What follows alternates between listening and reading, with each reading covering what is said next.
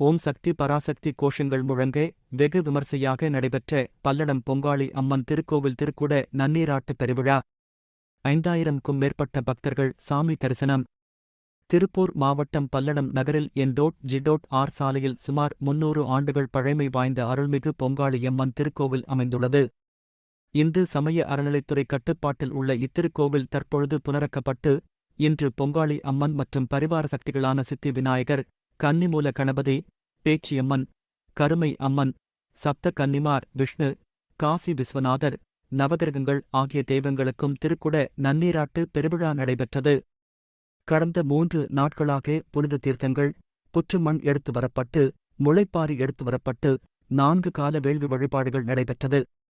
இதன் தொடர்ச்சியாக முக்கிய நிகழ்வாக இன்று கோவை காமாட்சிபுரி ஆதீனம் பஞ்சலிங்கேஸ்வர சுவாமி, சாந்தலிங்க மருதாசல் அடிகளார், ராமானந்த குமரகுருபர சுவாமிகள் முன்னிலையில் வேள்வியில் பூஜை செய்யப்பட்ட புனித தீர்த்த குடங்கள் கோபுரத்திற்கு கொண்டு செல்லப்பட்டது. பக்தர்களின் ஓம் சக்தி பராசக்தி கோஷங்கள் முழங்க கோபுர கலசத்திற்கு புனித தீர்த்தங்கள் ஏற்றப்பட்டு திருக்குட நன்னீராட்டு பெருவிழா வெகு விமர்சையாக நடைபெற்றது. இந்நிகழ்வின் தொடர்ச்சியாக பக்தர்களுக்கு தீர்த்த பிரசாதம் வழங்கப்பட்டது. இந்த திருக்குட நன்னீராட்டு பெருவிழாவில் 5000த்திற்கும் மேற்பட்ட பக்தர்கள் கலந்து கொண்டு சாமி தரிசனம் செய்தனர். நன்னீராட்டு பெருவிழாவில் பங்கேற்ற அனைவருக்கும் அன்னதானம் வழங்கப்பட்டது.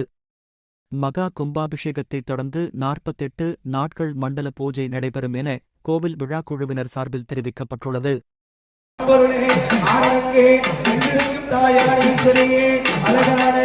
பல்லடத்தில் விழா குடிகொண்ட அன்னை பொங்காளியம்மன் வருகிறே.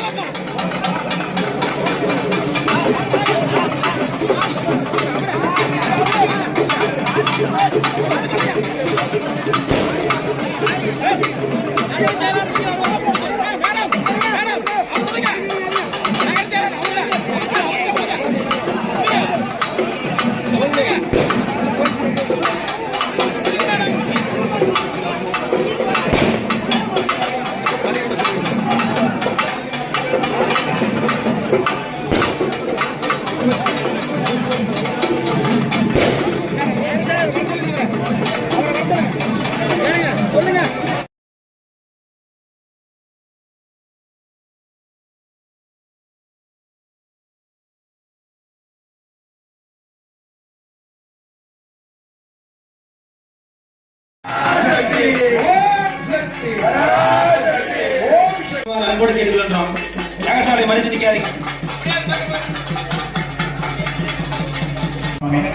ज्योति स्वरूपाय आनंद रूपाय इलांड कोटि ब्रह्मांड नायकाय चंडी चक्रधारिणे सीता वल्लभाय श्री रामचंद्र मूर्ति आशीर्वाद